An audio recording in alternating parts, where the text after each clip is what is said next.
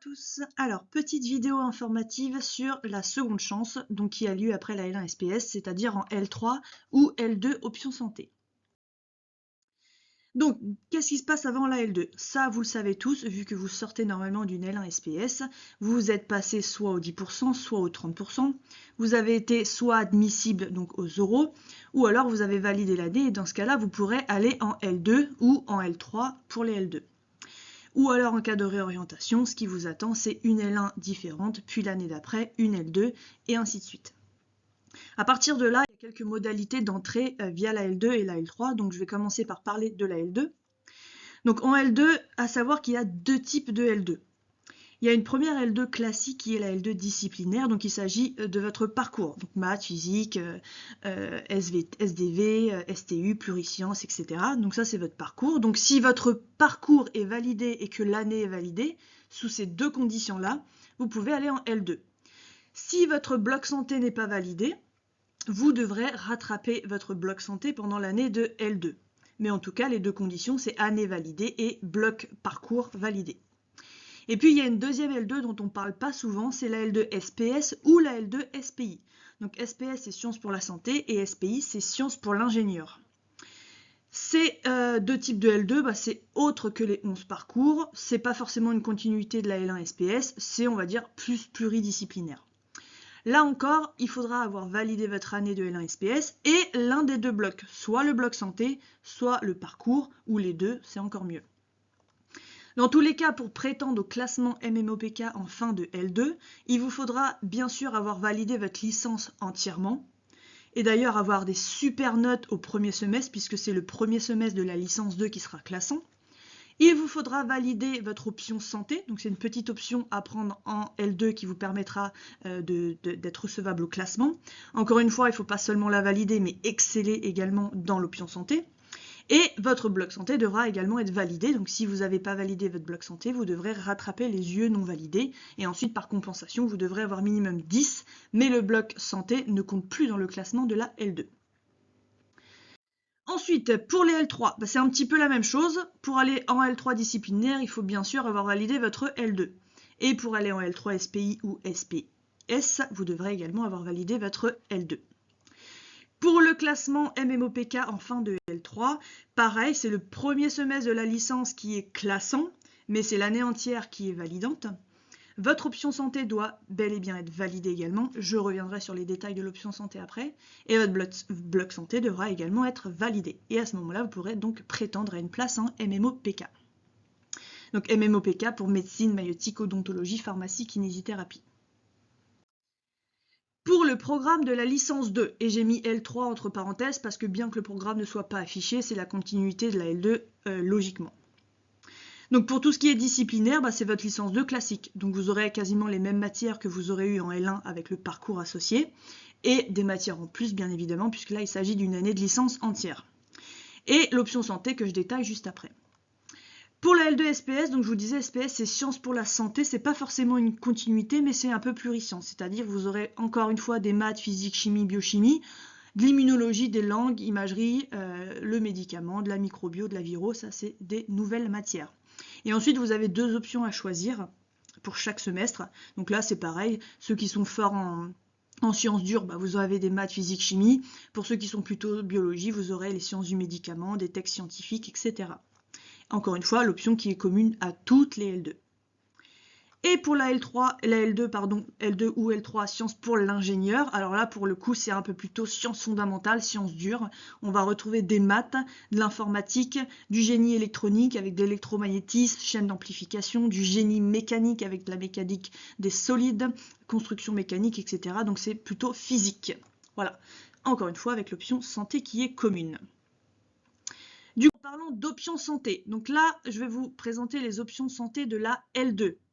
Premier semestre, vous avez deux matières, signal et technologie en santé et aspect médico-légal en santé. Vous avez au total 9 crédits universitaires sur les 2 semestres. Donc ensuite, second semestre, traitement en santé. Alors, signal et technologie en santé, c'est de la physique, mais de la physique très très léger. C'est plutôt tout ce qui est imagerie médicale, et on vous explique comment ça fonctionne. Pour ce qui est de l'AMLS, c'est plutôt du droit avec de l'éthique.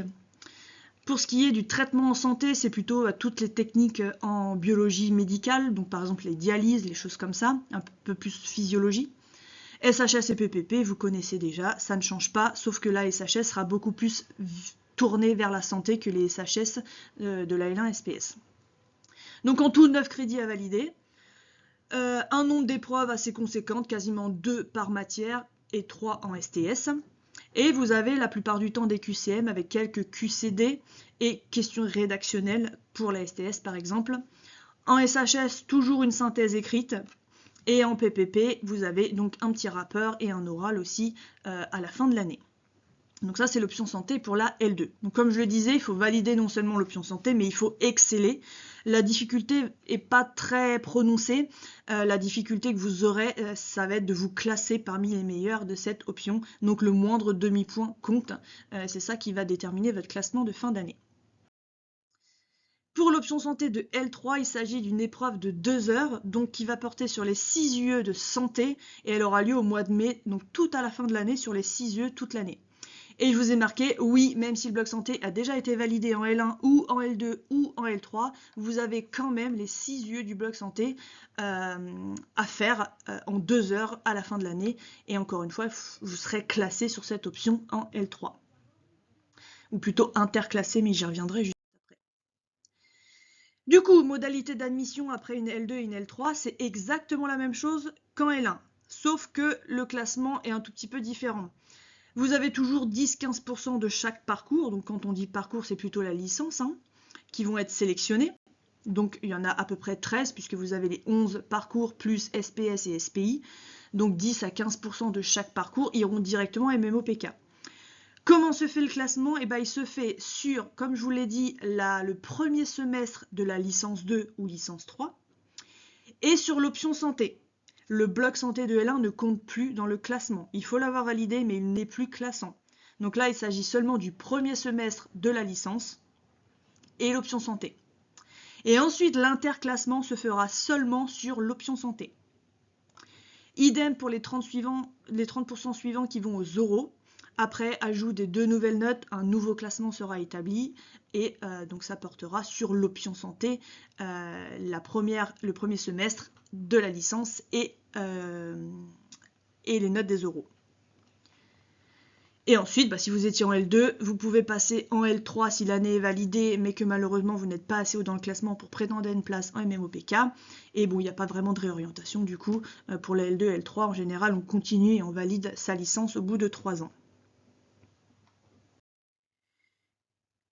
Pour ce qui est de la partie prépa Vésal, pour ceux qui ont suivi la L1, c'est exactement la même chose. Vous aurez la même chose, les mêmes profs, les mêmes outils pédagogiques, sauf que bien sûr, vous allez avoir des nouvelles matières. Pour ceux qui ne connaissent pas prépa Vésal, je vous invite à venir découvrir un peu plus en détail. Je ne vais pas le faire aujourd'hui sur cette vidéo, mais vous pourrez découvrir lors de nos événements et lors d'un entretien personnel, par exemple.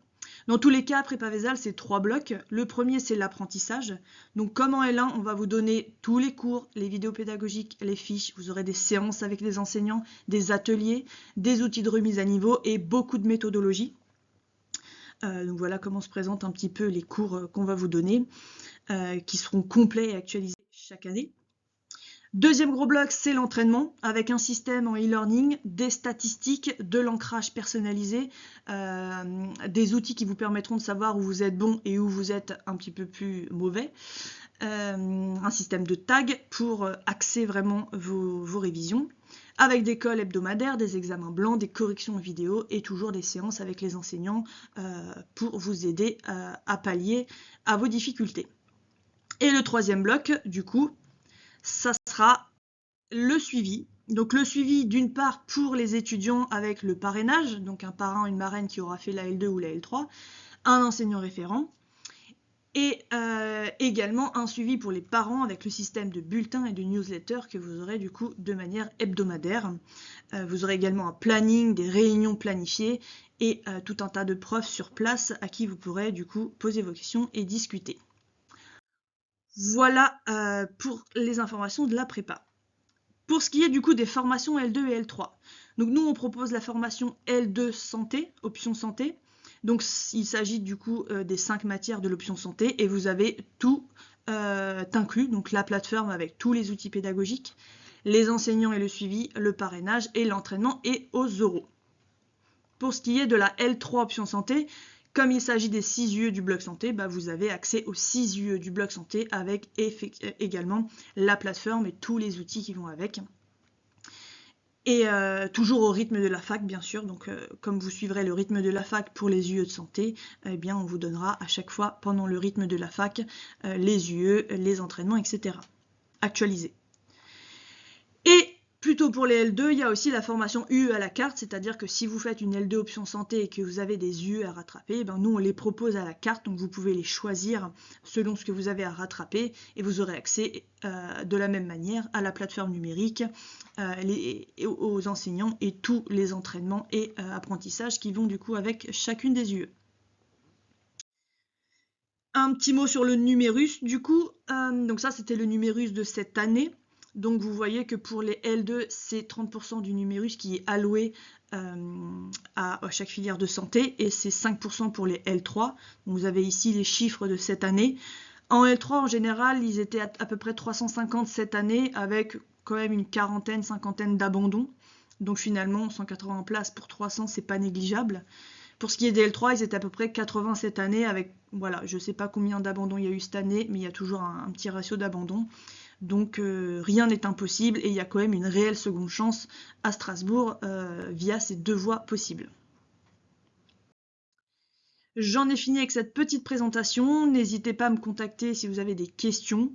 Et puis les inscriptions sont ouvertes, donc vous pouvez procéder à votre inscription jusqu'à mi-août pour pouvoir être prêt pour la rentrée. Et on fera une grosse réunion de présentation en détail voilà, aux alentours du 1er septembre pour vous mettre un pied dans la fac. Voilà, bonne journée à tous!